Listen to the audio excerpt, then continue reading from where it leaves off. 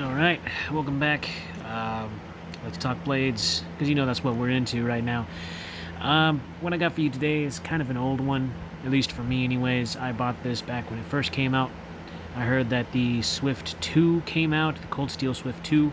Since then, never knew that, so this is kind of an old one, I think.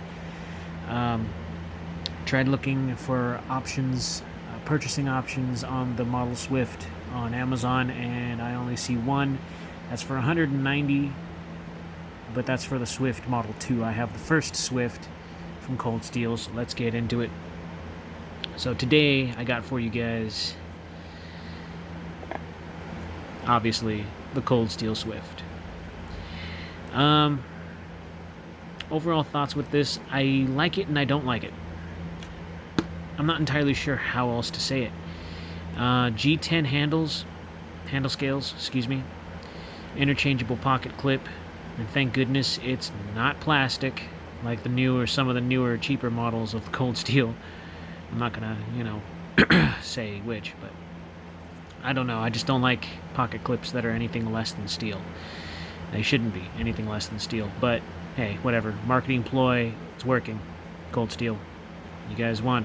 Make more money off of broken pocket clips. You can make more purchases on the cheaper knives. Hey, more to you. CTS XHP Carpenter steel on this model, and this is a spear point. Now, why do they call it the Swift? It is called the Swift because it is an assisted open knife. So it's really, it's a really interesting knife. See, it fell on the tension spring right there. So once it's in, and of course, it's pretty swift. But let's go ahead and go into the specs, and then we'll go into the overall opinions on this knife. So my overall opinions, anyways. Alright, so let's go ahead and see how much this bad boy weighs. Alright, so what's that? 4 ounces, 4.73 ounces, excuse me. I'm sorry, I'm a little tired today. I haven't really been sleeping well. And we'll go ahead and go into length. That is... okay. Huh, thought it was going to be a 4-inch blade. It's not. Well, good thing I didn't say anything. So it is a little bit over than, it's a 3 3/4 inch blade. 3.5 inch cutting edge overall, if you want to go off of cutting edge. 3 3/4 if you're counting the ricasso. 8.5 inches overall. And let's go ahead and see if there's any liners in there. I think there might be partial liners in there, but I could be wrong. Yeah, okay, so there are there's one liner. You can kind of see it right there. Partial liner, it looks like. And on this side, not so much. I like that wood grain textured looking kind of G10. It's kind of a nice touch. And of course, let's go ahead and go into the wideness of this thing. 1.25. Yeah, 1.25 on the handle and 3.1 on the blade. Not bad. If you don't mind that sort of thing. I mean, it's not exactly thin, but, I think the only thing that bothers me about this knife, I'd have to say, would have to be how wide it is in the pocket overall. 39.5. So, I mean, if that doesn't bother you, then go ahead and carry it. Did it bother me? Not really. It's not overly huge. It's not really my go-to knife. I don't know why. I really don't. If you're, just in case you guys are wondering what this hole is right here and why it looks so ugly, there's a switch here. It's kind of like it's a locking switch. So when it's down like this, it's obviously you can, deploy the knife. When it's up, when that hole is up, because the switch would be in place. When the switch is up, it locks it, so you cannot deploy the knife. And even when it is deployed, you cannot disengage the lock. So that's what that lock is there.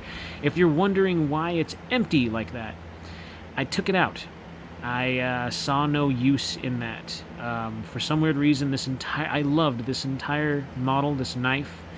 I didn't care much for the switch.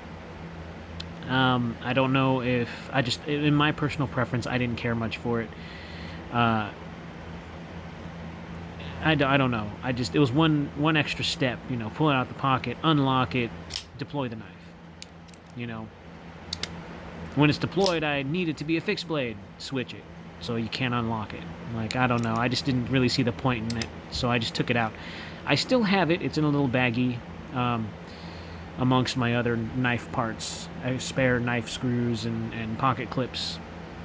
I have it in there. I have it labeled and everything, so I know where to get to if I really want to put it back in there. It's really easy. I just took a little torque. It has a little torque screw in the middle, and I just unscrewed it, took it out. So that's my personal opinion. I left it obviously in this configuration, so it's easy.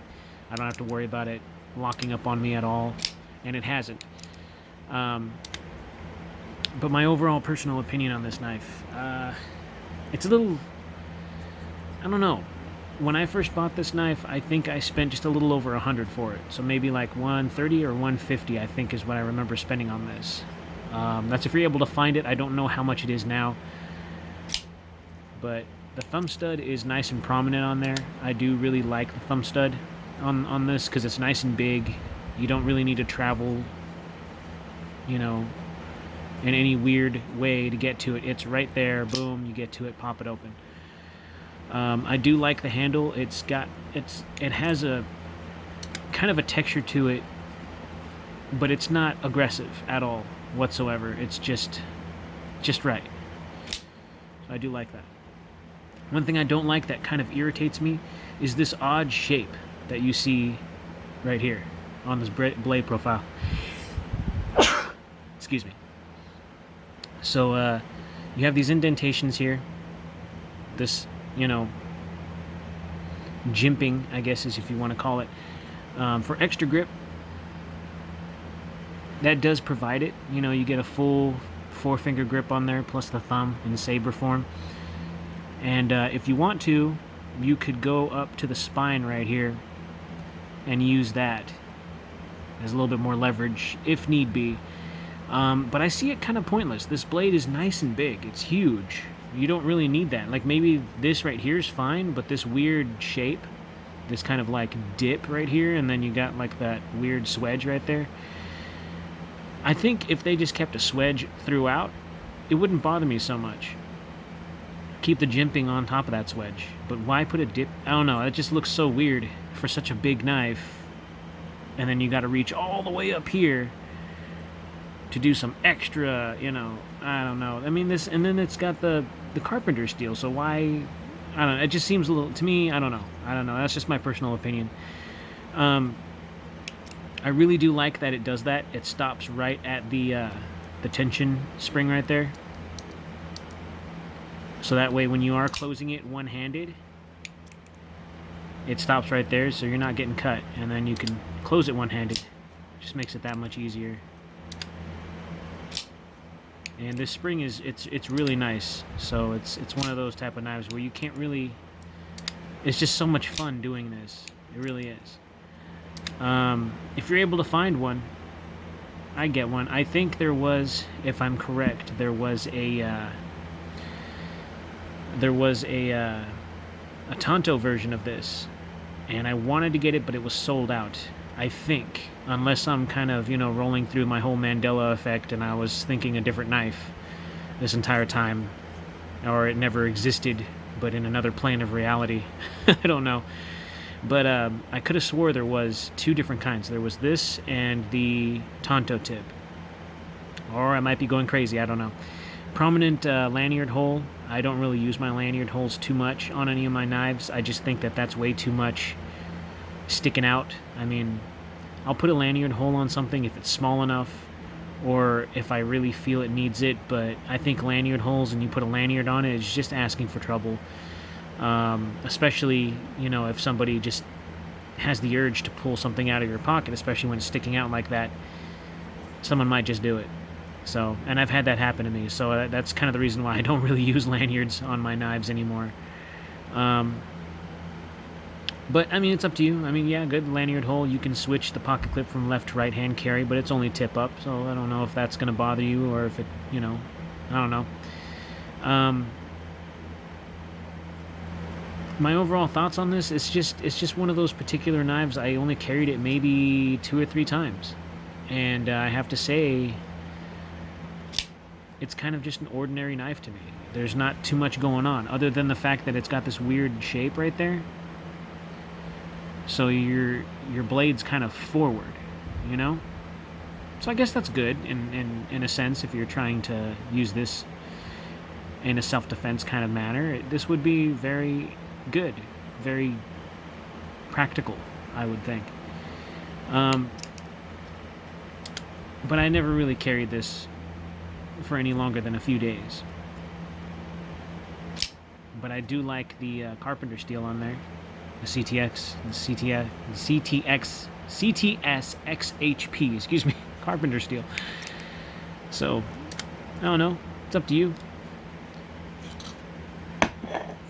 Like I said, I think the more prominent model that's out is the Swift 2. But it's essentially, to me, from what I see, it's just a black coated knife with a different type of blade steel. Other than that, it's a very interesting knife to carry. It really is. Like I said, I never really cared much for the little locking switch here, so I just took it out. And it was as easy as, I mean, the screw and the switch came out in one piece. Even though they're 2 separate pieces, they came out as one. So I think that was, in my opinion, I think that's pretty much intentional. If somebody really just didn't want to use it, they could just simply take it out. And that's exactly what I did. Someone told me that I should fill it with some kind of putty. I'm not going to do that, because if I really feel like I really need that switch, I can just drop it back in really super easy. So, plus it'd look really tacky to just have this weird putty-filled oval on my knife, you know? I don't know. Either way, if you guys liked my video, slash that like button, stab that subscribe if you haven't done so already, and I will see you guys in the next video. Thank you for the support. Love y'all.